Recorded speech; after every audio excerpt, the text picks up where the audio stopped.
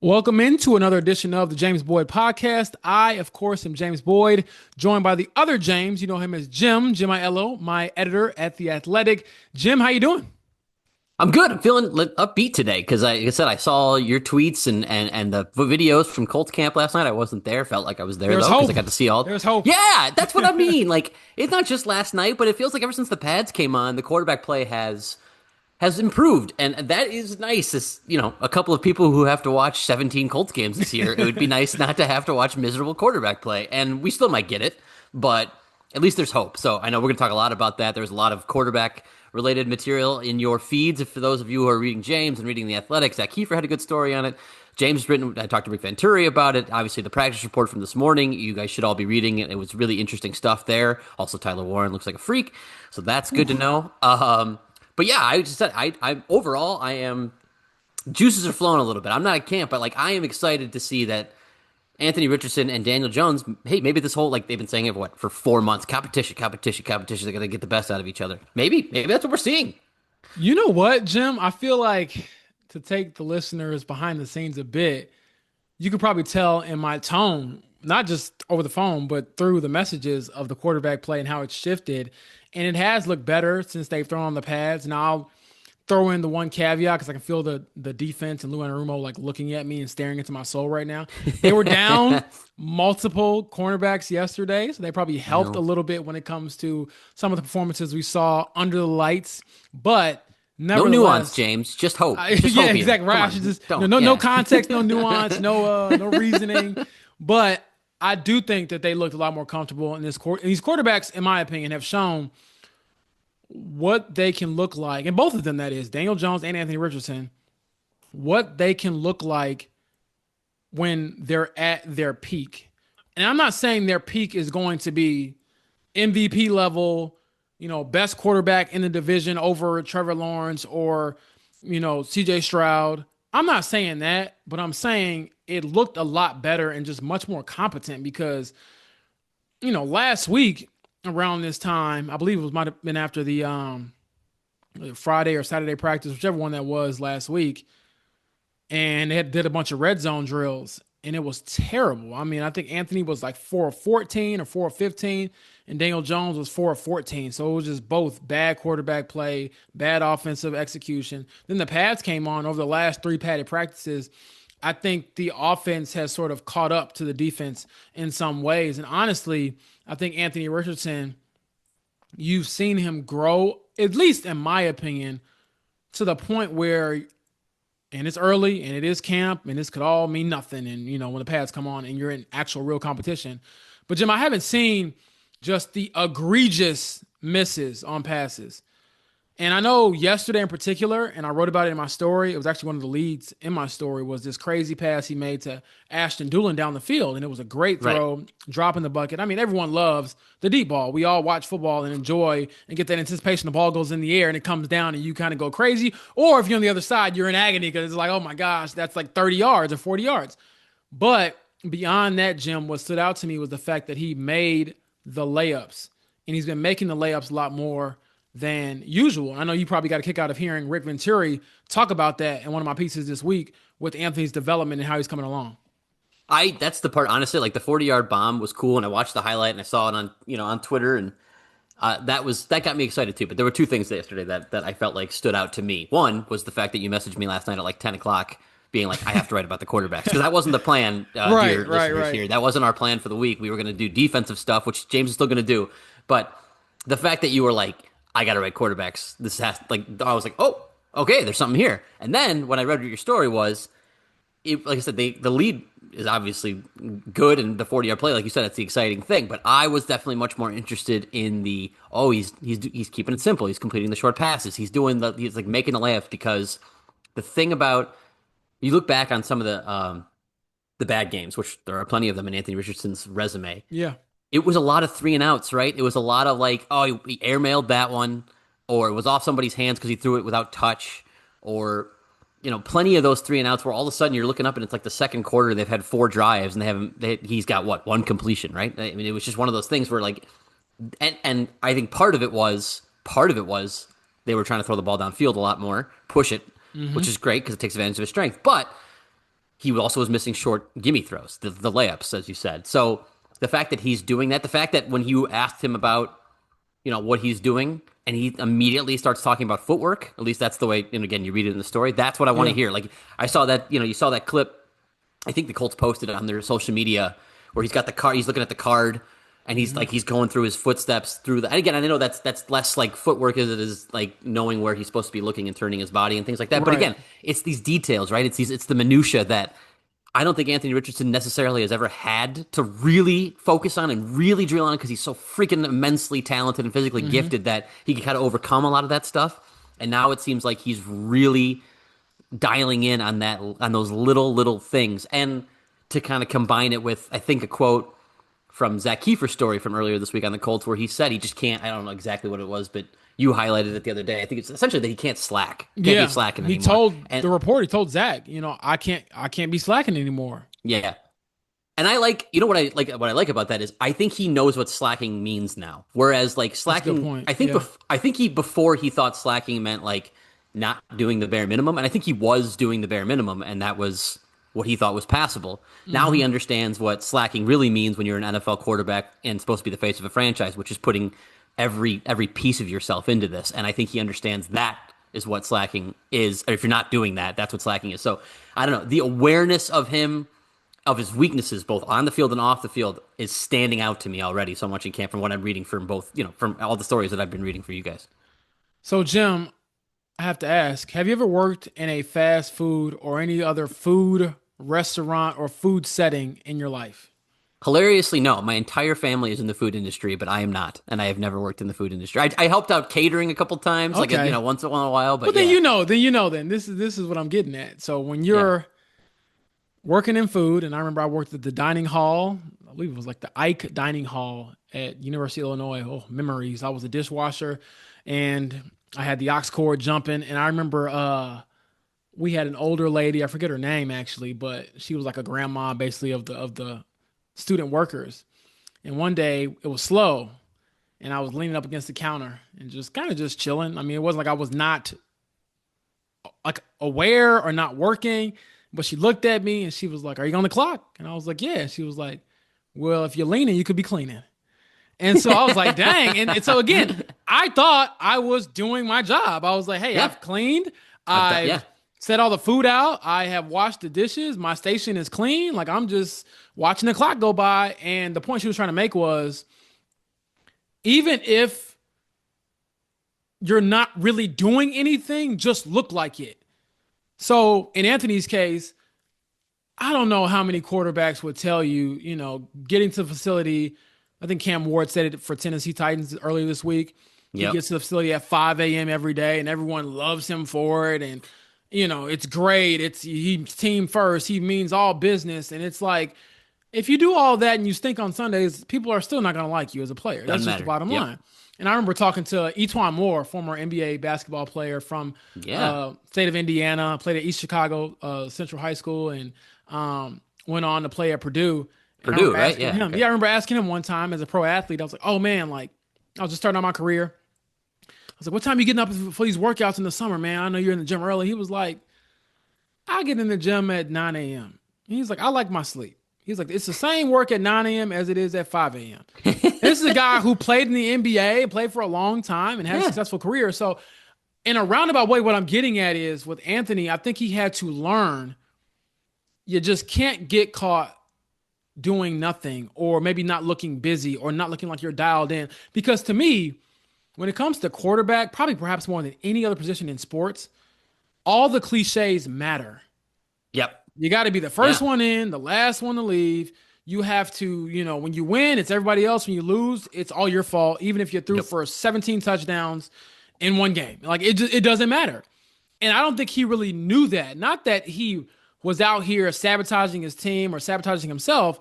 Right. I just don't think he really knew what it meant to work hard, because when I followed up with him, Jim, to your point about, doing a little bit more, I was asking him, what was your off season? Because we've talked so much about the physical side of it, getting healthy, Right. footwork, mental reps. But from a mental standpoint, I'm also curious, how did you mature? Because as much as we've talked about his health and his accuracy, the conversations this year cannot at all, not even one iota, be about your leadership, your commitment, your No. dedication. And so I think that he has learned a lot in that category, Jim. Now, moving back to the actual football part, the part that I've kind of noticed throughout training camp, and again, this is more so for the padded practices. And I actually think that, I don't know, whenever Anthony gets closer to real football, well, two things real football and like a quicker paced offense, it's almost like he's a different player. He doesn't think as much, he streamlines things. But over the last couple of practices, Jim, when Anthony has messed up or has had the errant throw, because I don't want to make it seem like he's out here like Drew Brees now. There's been some misses still. Yeah. Yeah, he threw a pick yesterday, right? Didn't he? Yeah. No, he didn't throw a pick. He threw Oh, a I thought he yeah, he threw a couple towards the end of practice. He had a couple of throws he probably wishes he had back. Okay. But Jim, it hasn't snowballed. And I think you pointed that out last year is like, man, when things went wrong for Anthony, they just went off a cliff. And Yeah. I haven't seen that. And that is as encouraging to me as is the intermediate throws. I remember there was like a thing in Madden. I don't even know if they do it anymore, but it was definitely an iteration like 4 or 5 years ago where if like you threw a pick, you're especially and like it was depending on your quarterback's like awareness or whatever attributes they had. But if you threw one or you threw two in a row, all of a sudden they'd get a lot more inaccurate and the passes would kind of start spraying all over the place because they're Yeah. like shook. Yeah. Like that was like real with Anthony Richardson last year. I mean, obviously everybody remembers that Houston game, like when he throws that pick six in the half, like you could just feel it. I mean, I wasn't even there. I was watching on TV, and I'm like, oh my god, you can feel this guy is it's just over his head. Like he's not there. So I think that's the thing that again, those are we talked a lot about what Shane Steichen can do to help. First of all, is be aware of when, if and when that's coming, and not ask him to throw those passes. Second is, you know, if I think he did this more when Richardson came back into the lineup at the end of the season last year, which was like just get him some positive gains, like call a QB run, get him 4 or 5 yards, whatever it ends up being, let him hit somebody. Like, don't ask him to just straight drop back and throw when he's rattled because it's not going to look good. So Right. I think he can get help from his coaches on that, but the fact that he is overcoming it a little bit on his own and what you're seeing, and again, still camp. Like I'm Right. really eager to see what your reaction is in the Ravens Yeah. joint practice coming Joint up next week. practice, preseason game. Like seeing somebody else will be a huge test for both quarterbacks, but especially for Anthony, I think. For sure, and I think if you remember last year, there was like that report that came out on Anthony that the Bengals weren't very impressed with what they saw from Anthony Oh, Richardson last and year. you don't have to report it. I was there, brother. I Yeah, reported it myself because yeah, you could oh literally yeah, that's hear right. the Bengals players saying, "This guy doesn't know what he's doing. Yep. He's just throwing the spots. He has no clue." I mean, they trash talked him to the nth degree, and to a certain extent, they were right. I mean, he ended the season with the worst completion percentage in the league, worst in franchise history. And I don't care. Like I have done it myself to a degree. I have Yeah, jumped through every hoop. I have tried to find every metric, and it's like, well, if you take away the drops, if you take away the off-target throw, the on-target throw rate, all these different stats we use. yep. Bottom line is nobody else had a percentage that was that low. That's it. I've thought the same thing. I've done that a few times. Man, there was a lot of drops, and those times that AD Mitchell wasn't in the right spot, and and all that stuff. But then I'm like, you know what? That happens to every quarterback. Every quarterback goes through that stuff. Like they get drops, they have guys in the wrong spot. Now, maybe it happened at a rate higher for Richardson, but like you said, in recent history of guys throwing that many passes, nobody's had a completion percentage that low. So also bad. Just to go back to the Bengals thing, just like atrocious defense last year. One of the worst defenses Yep. in football, which I don't know if that makes Colts fans feel any better since their defensive coordinator is now the defensive coordinator of the Colts. But they were a real bad defense last year. So the fact that they didn't think much of Anthony Richardson probably not saying a lot. So the Exactly. Ravens defense went through some changes last year. I think they had some trouble containing the pass, but they took a step forward. I think toward the end of the season, they should be a lot better. Should be a really good test for both of them. I'm anticipating some bumps, honestly, but I will say maybe to take this to Daniel Jones is that the other thing I want to watch and I want you to report back. Obviously, is Daniel has a tendency, at least when I watched him with the Giants all the last couple of years, when things get a little mucky, he tends to check down quick.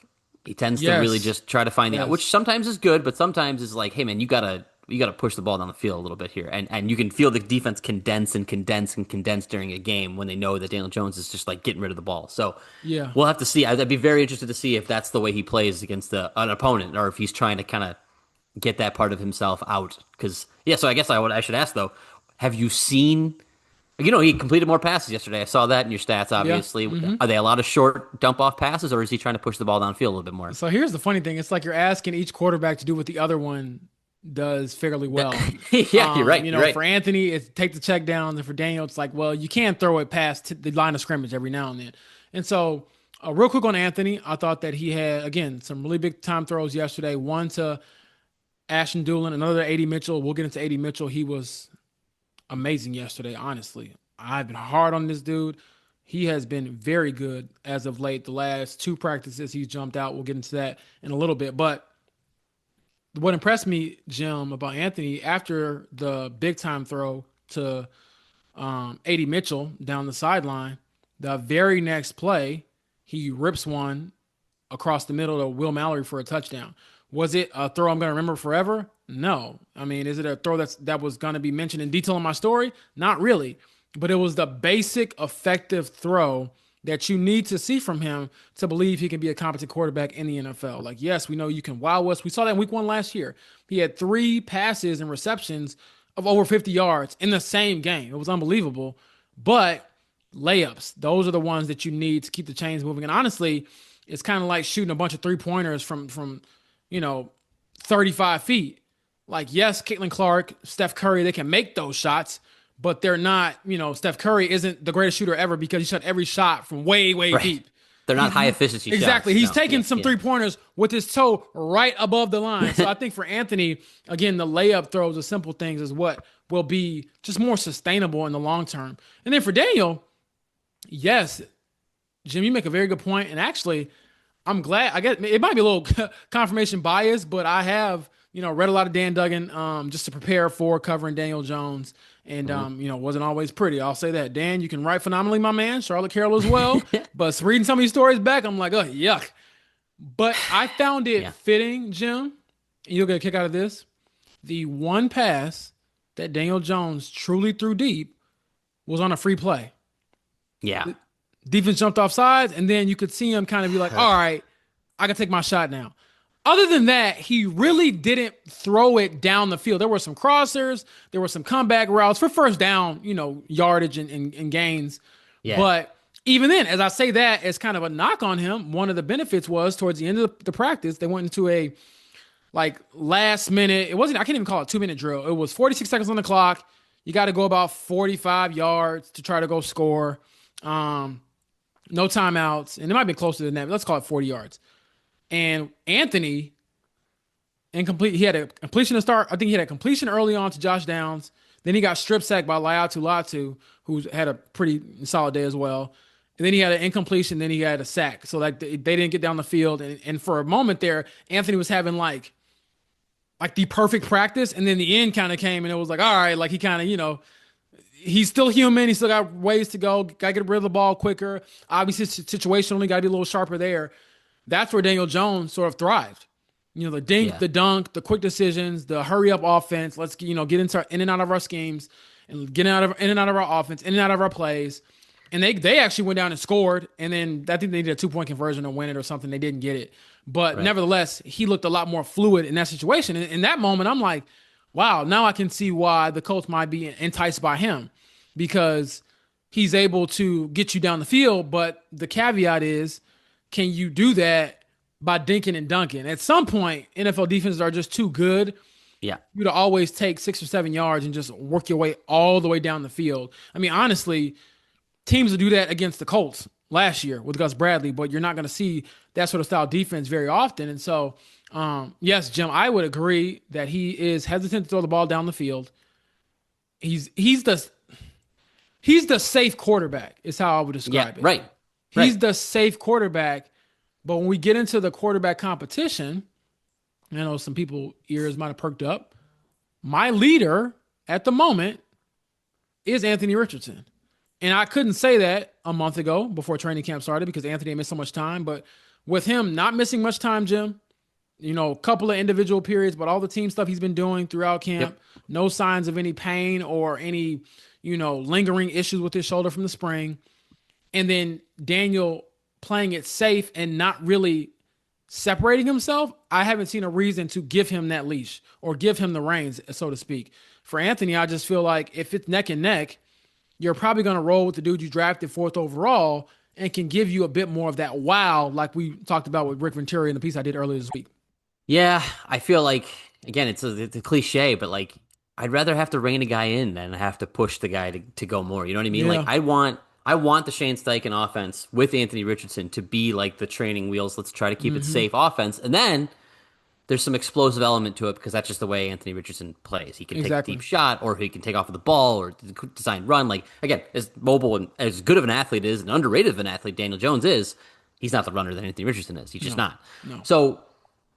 So yeah, I think this is the way the Colts, heart of hearts want it to go. Though, like we said, and this is probably a good time to get into the stakes because Chris Ballard told Zach Kiefer and has told you guys honestly. Yep. He told you, he told the other reporters as well that this is not the make or break season for Anthony Richardson that people think it is. That Right.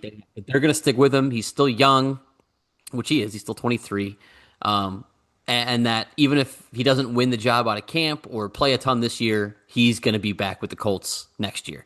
Now, that assumes a couple of things. One is that he doesn't play so poorly that they change his mind. But two, that the Colts don't play so poorly that Chris Ballard is the one making the decision as to whether or not Exactly. Anthony Richards comes back. So, and I think that gets into what you report or talked to Rick Venturi about in your story, which was like they could say this all they want, and he called. Well, it's Rick, so he called it bullshit. Yep. Yeah, he did. I was going to say BS, but it's Rick, so we'll just No, call he it bullshit. did. Yeah. He thinks this is a make or break season for the Colts, for Anthony Richardson, for Shane Steichen. Frankly, like as he called it, the Holy Trinity. They need to show some stuff. I'm just going to channel Rick. They need to show some shit this year, Yeah. or they're all going to be gone. And I think nothing we've heard from Carly Ursay Gordon, which hasn't been a lot, but nothing we've heard makes me think again that these guys are safe and protected. I think they all need to, what she said about Anthony Richardson is, I think, kind of true about Steichen and Ballard too. About like it's in there, but they need to show it. They need to prove it. Like that's what she said about Richardson. I kind of think she might feel that way about Steichen and Ballard. It's like it's in there. He's a good coach. He's a good GM, but got to prove it. Got to show it on the field. Absolutely. And here's the quote that Zach Kiefer got from Chris Ballard regarding Anthony Richardson and the patience he's having with him, and just the spot that kind of puts Chris Ballard in, because it's not a guarantee that Anthony's going to work out. And if he doesn't work out, it could cost you a lot. And so Chris Ballard said at the end of Zach's story, which I encourage you all to read, do you have the courage to stay the path when things aren't going right and believe that we're going to come out of this thing on the other end in a good way? If it doesn't work, it might get my ass fired, but I'm willing to live with that because it's the right thing to do. And I'm thinking, wow, that all sounds great, but even then, when does self-preservation kick in? Because if Anthony regresses and everything we've seen in preseason and training camp, and I can hear people groaning right now telling me, James, don't fall for it, because it doesn't really matter until he does it in a real game. But if he regresses in the steps we've seen throughout the preseason in even the spring aren't what translate, when does Chris Ballard say, I want to protect myself? I want to win. I want to get to the playoffs. If we get to the playoffs, do I get another chance at picking a quarterback? Do I get a chance at keeping my job? So that all sounds good, but man, I just wonder if, and he's admitted this in the past, could he be loyal to a fault? Could he be stubborn to a fault? He's admitted in the past that I was too stubborn sometimes with some Yeah. of my team decisions and team building. I think stubborn to a fault is more. Frank Reich was loyal to a fault. I think Chris Ballard is stubborn to a fault, Yeah. which, I mean, there's some overlap, I think, in that. Like, he wants to be loyal to that, and there's some stubbornness in being loyal. But, like, ultimately, man, like, I know things operate here different a little in Indy than they have in other NFL cities. Obviously, Yeah. we've seen that with Chris Ballard's resume and him keeping his job as long as he has. But, like, end of the day, he's tied to Richardson, man. That's his pick. That was his guy. That was we waited years to see how he was going to draft to replace Andrew Luck. Obviously, he plugged a leak a few times with some veteran quarterbacks. Some worked out better than others, but this was his guy. This was his pick. This was the guy he chose to carry the torch forward for him, and that's going to stick to him whether he wants it to or not. So there are certainly avenues, there are certainly worlds I can envision where Daniel Jones leads this team to the playoffs. They cut ties with Anthony Richardson, and Ballard's still the GM. It feels like that's a very small percentage of things. Where like I still ultimately think that if this team is going to go to the place where all three of them are, or I said Steichen or Ballard are back next year, it's because Richardson took a step forward this year in a way that makes you believe that he has that franchise quarterback potential. I don't think, again, he's not going to be Josh Allen this year. I don't know. I don't know where he needs to be in terms of the quarterback pecking order at the end of the year. It just needs to be a pretty significant step from dead last. Very good point. I mean, you just cannot, again, Rick Venturi said it in the story I did, which I think is reasonable. You go from 47% to 55%. Yep. He was like, he's not going to be Drew Brees. He's not going to be Daniel Jones for that matter and complete 65% of his passes. But can you just literally make more than you miss? And a lot of that has to come to the layups. And if you break down the math on it, what is, 9 for 20 is about 45%. We're asking you to go 11 for 20. That's passing. That doesn't sound, and credit to Kevin Bowen for saying this earlier on the Fan Morning Show. He's doing the math, and I was thinking, don't ask me to do math without a calculator nearby. But I do know. I literally was doing it on my phone. Right now I know my 20s and my 25s. Like if it's a 5 number, I can kind of get it. But anything beyond that, people ask me like, what's 2 divided by 7%? And I'm like, I have no idea. But nevertheless, I think with Anthony, we're not asking you to suddenly become Lamar Jackson, who I think is now an elite passer, compared to where he was coming into the NFL. However, can you just be competent enough? Because this will still probably be a run-first offense, and it should be. Given no matter what quarterback you play, because both of them have that mobility, and you see some of the zone read stuff that they're able to do. And honestly, Jim, they did some cool stuff, I thought, with Tyler Warren, lining him up in the backfield near the goal line. And, what does that look like if you're Anthony Richardson at the helm as well? So all that makes you a run-first offense, but can you, again, keep the chains moving? Because, yes, you can win with the ground game. We saw Philly do it, obviously, to the highest order last year. But you still need to be able to make players through the air. And that's what Philly did to help them win the Super Bowl. So, Colts aren't going there. Just focus on winning your season opener or trying to win the division. I'm not saying, all that's happening anytime soon, but just giving you some context. But to move on from just quarterbacks, which we could talk at, for hours. I feel like we already do, Jim, every week. I'm telling you what I've seen. I'm thinking, have I overthought this? Have I not overthought this? Position-wise, skill-wise, I thought that A.D. Mitchell had his best day of training camp, probably the best practice I've ever seen him have, yesterday. And the part that was probably most impressive about it is that I assumed he would get a bigger role because Michael Pittman Jr. left, Tuesday's practice with a groin issue. So I was like, he might be out.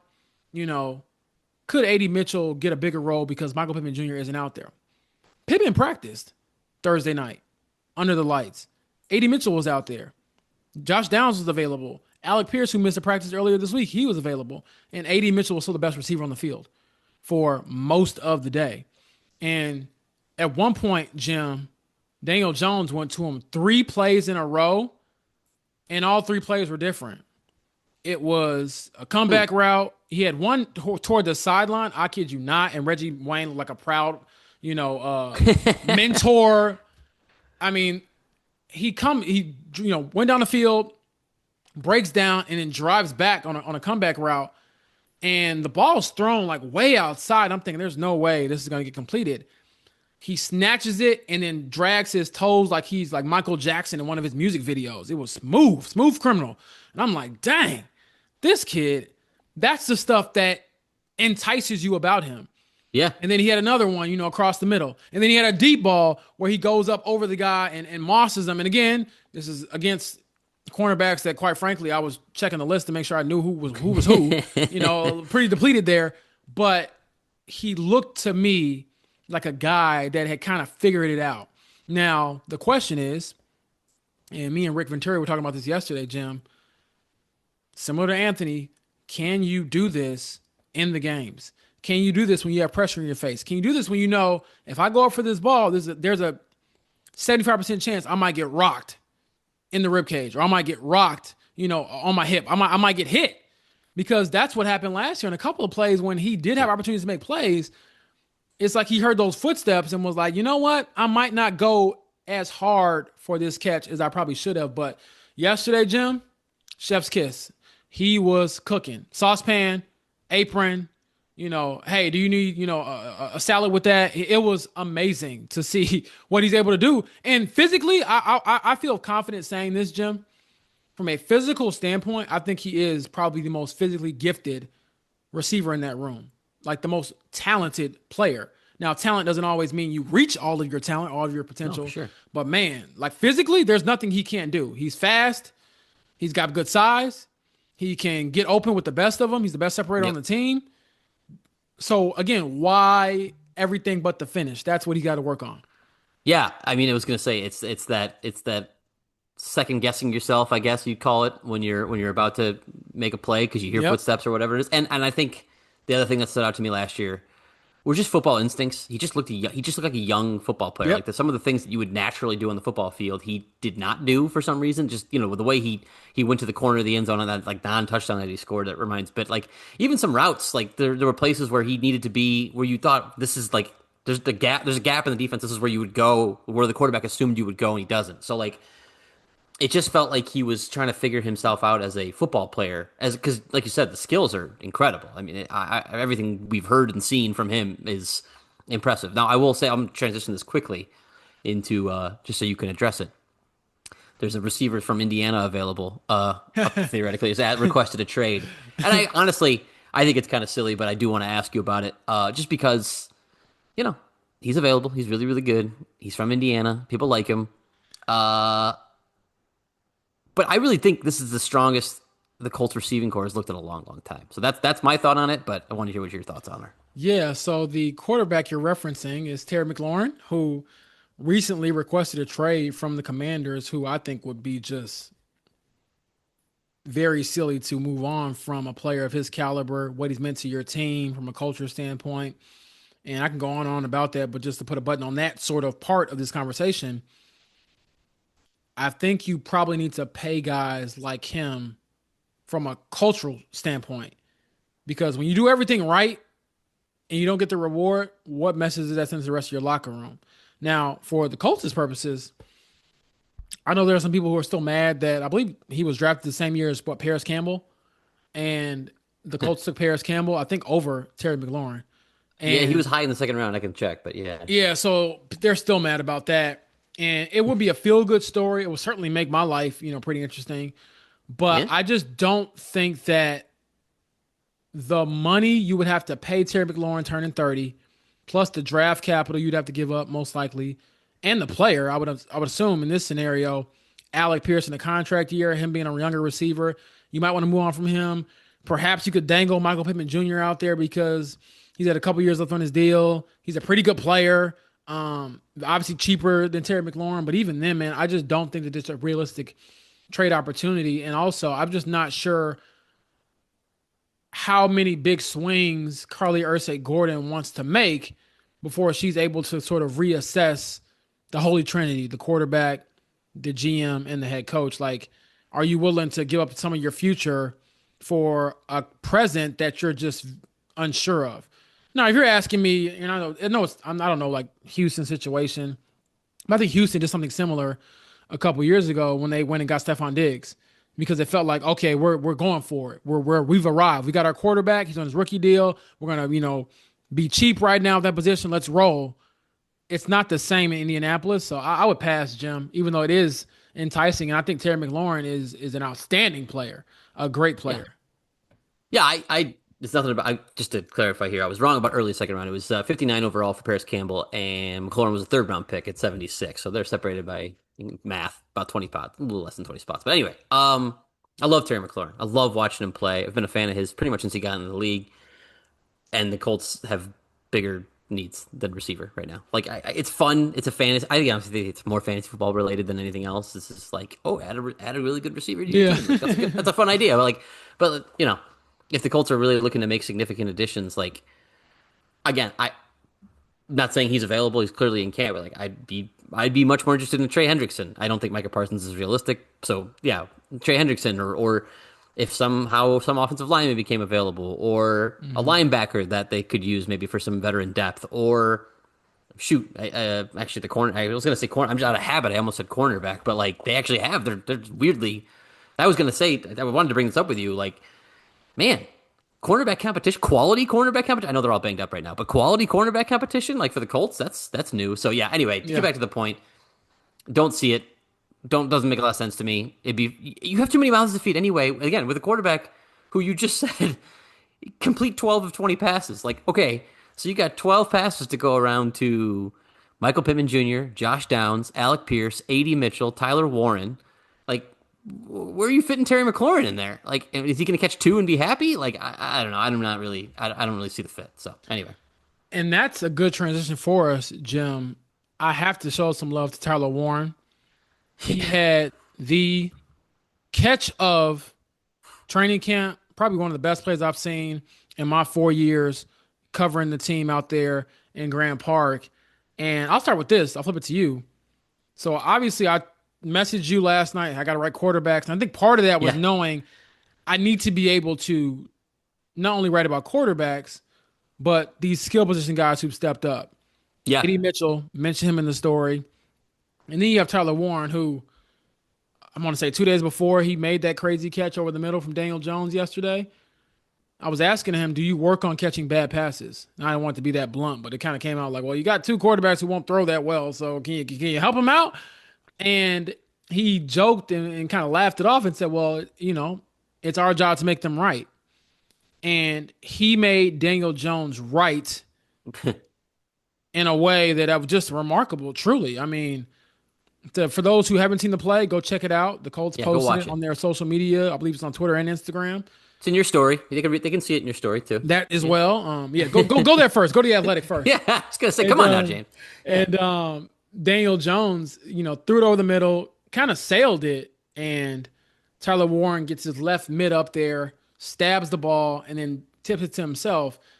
And the best part about that play is when you watch the slow mo replay, you can see Cameron McGrone, who's in coverage. Now, Jalen Carlisle was actually guarding Tyler Warren. Great coverage. I mean, it was just great coverage, greater play. But Cameron McGrone's running over and he puts two hands on his head in disbelief. And so, Jim, what was it like for you to see my message at first and then you see the play itself to follow? Like, did you believe the hype? Was I being hyperbolic? But how did you see that unfolding? And also, what do you think that sort of catch radius can mean for Anthony Richardson and Daniel Jones? I'm not as online as others, but I definitely saw it before your message because Oh, it nice, was nice, everywhere. nice. It was Okay, everywhere, nice. man. Like I said, yeah, no, I mean, there was a lot of people posting about it. It was such a big deal. I felt like on Colts Twitter that there was already people kind of like poo-pooing it. They were like, "Ah, it wasn't as good as everybody's saying," and I was like, I know exactly. We already came full circle by the time, but like by the time it had made its rounds. But no, man, like you know what I love about that play? I guess the my favorite part about it is just the creativity, like to midair to like tip it to yourself. It's not. I don't know. I mean, it just kind of speaks to the kind of player he is. The way they use him at Penn State, they use him all over the place. They let him run the ball. They let him catch screens. They do all kinds of different stuff with him. He's just a natural football player, natural athlete, and I don't know, he can figure things out. I got to tell you, if this doesn't work out with Daniel Jones and Anthony Richardson, the Colts could be an awfully attractive place to a veteran quarterback or a drafting quarterback. I mean, with some of the receivers and some of the tight end talent they have right now with Warren, like if this dude is as good as advertised, like man, I mean, again, I don't want to do we don't have to do the Brock Bowers thing Yeah. yet. It's way too early for that. But like, man, he's something. It's something special. Like to like just on again, just the clips I see. I want to see him obviously on the field. And tight ends typically take a long time to adjust. All the things we got to say. But like, man, they really. they really did the quarterbacks a favor with this one. It looks like. Yeah, I mean, I was sitting next to Coach Venturi, and Tyler makes that catch, and he goes, "That's the best bleeping play I've ever seen on this field." And the guy's seen a lot of plays throughout the Yep. years, and he called him special. And I was thinking, yeah, that's the feeling that you get. And to be clear, I know I might sound hyperbolic in the moment, and I'm sure this is a play that, if Tyler Rowan's career goes as expected, will not make the final cut. But that was, to me, like the culmination of a couple of different acrobatic throws or catches rather that he's had throughout training camp. He had one on a screen pass from Anthony Richardson that was behind him, reached back, caught it, was able to bring it in with one hand. He had another that was kind of down near his shoestrings, reached down and picked that one up off the ground basically and then kept rolling. So his ability to, again, make the quarterback right is Yeah. what they've been missing, especially at tight end. I mean, this is a guy who I believe can immediately come in and give them more of a downfield threat than they've had in years. That includes Mo Cox, who, to Mo Cox's credit, I think that he's always kind of been out of position or out of his role at his position. To me, he's a fine backup tight end. He's just Yeah. not your lead catching guy. If you want to throw him in there for, 12 personnel, 13 personnel, and tell him to go block somebody, he will get it done. For But sure. he's just not that downfield threat that Tyler Warren is. And then, Jim, what also stood out to me when they put on the pads, when he catches a couple of those like bubble screens and, little out routes, he gets rolling. I'm looking Ooh. like, man, he might be able to get you 3 or 4 more yards if he gets some momentum and gets downhill and gets to roll. And you could kind of tell he's ready to hit somebody as an offensive player. So that to me, it stood out. And again, just an outstanding catch. The crowd kind of went crazy. It did in that moment feel a little bit like the Friday Night Lights. You got, your girlfriend in the stands. You got the high school coach who spends his whole life there. It gave you all those feels. And then you got this guy with this long mane who makes this catch, and he gets up and just all he did to react. Everyone else is losing their minds, including the defense. He just takes Quentin Nelson's hand and goes about his business like it's nothing. Yeah. And I was like, oh, this dude is unbelievable because, again, I am here to say God must have favorites or he must know who to give certain talents to because if that was me, oh, Jim, I'm talking so crazy. Oh, my goodness. I have criticized A.D. Mitchell about him Yeah. talking after every play.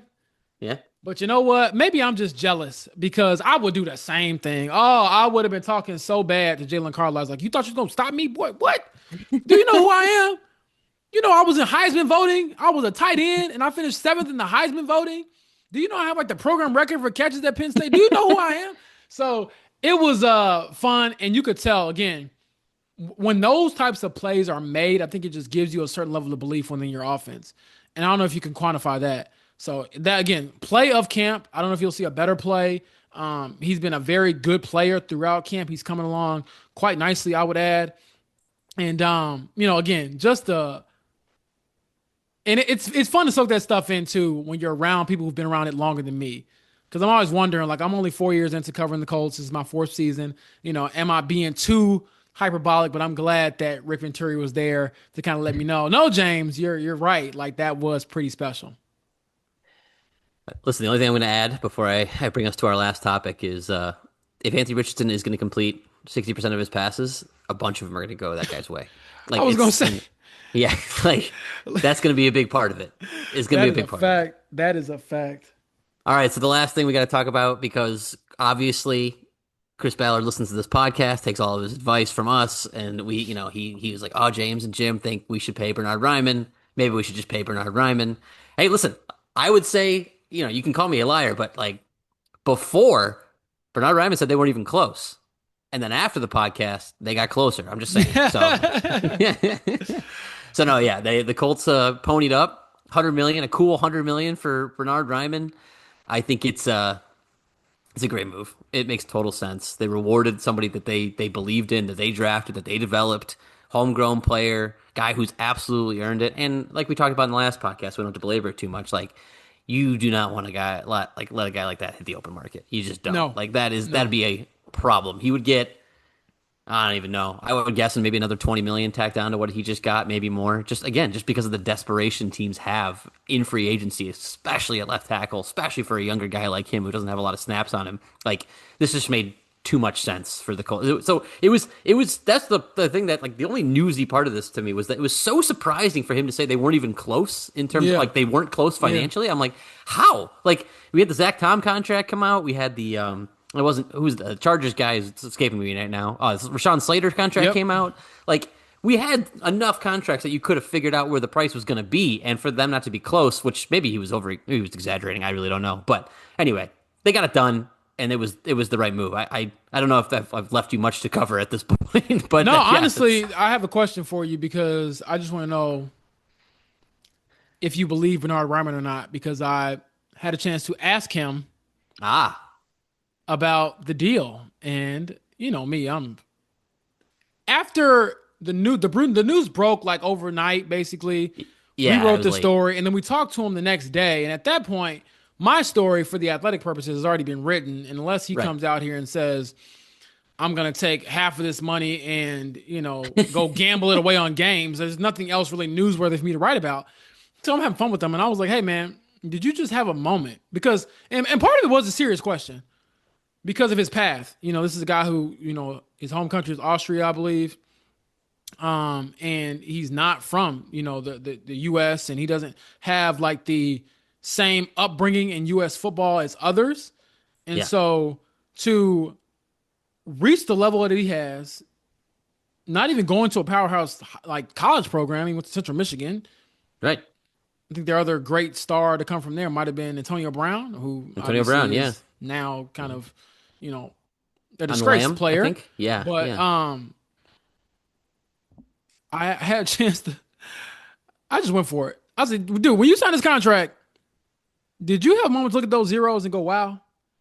And he was like, he looked at me and he like kind of laughed and he's like, "No, no, I haven't had a chance. It hasn't really sunk in yet." Because I was like, if I ever sign a contract that has the digits of $100 million written out, I know, I feel like I would sign it and pass out. Like 100%. I, He and, just and life just and changed. it was unbelievable. I mean, the guy. And then I was thinking to myself,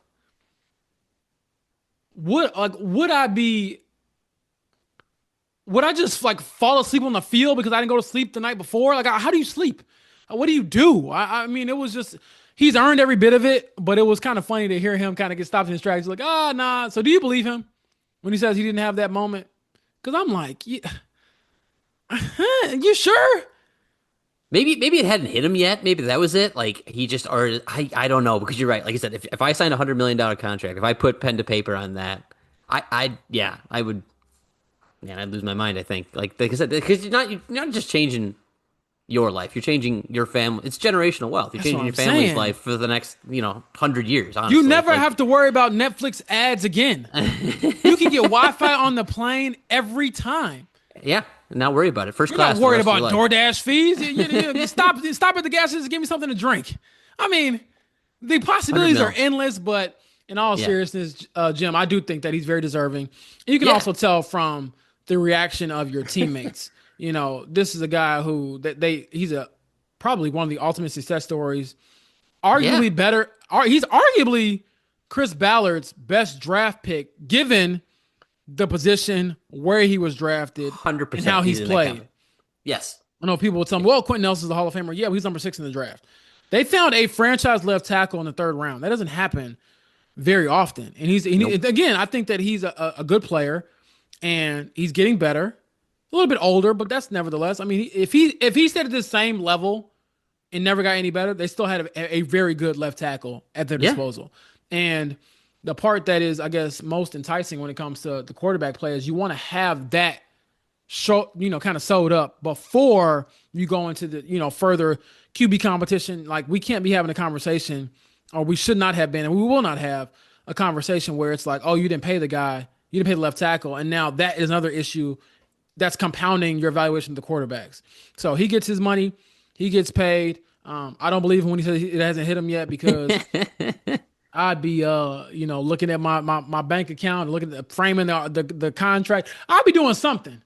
I Maybe might he even was over it.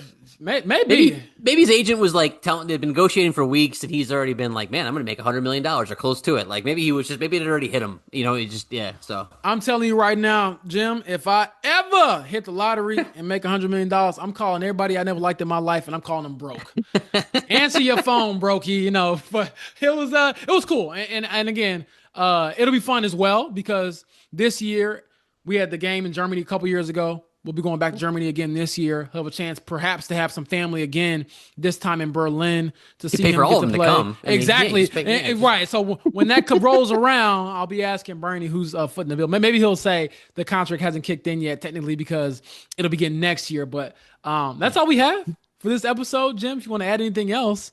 No, man. Like I said, if Chris needs any advice, he can just text one of us. That's fine. You don't have to wait to listen to the podcast. That's all I'm saying. So, Chris, my people, know your people. I have my people contact your people, that sort of thing. But for those who listen, thanks so much for your time. Again, you can get the James Boyd podcast wherever you get your podcast, and we'll be sure to check in with you all again on a weekly basis. So next week's episode should be a lot of fun. I'm heading to Baltimore for the joint practice.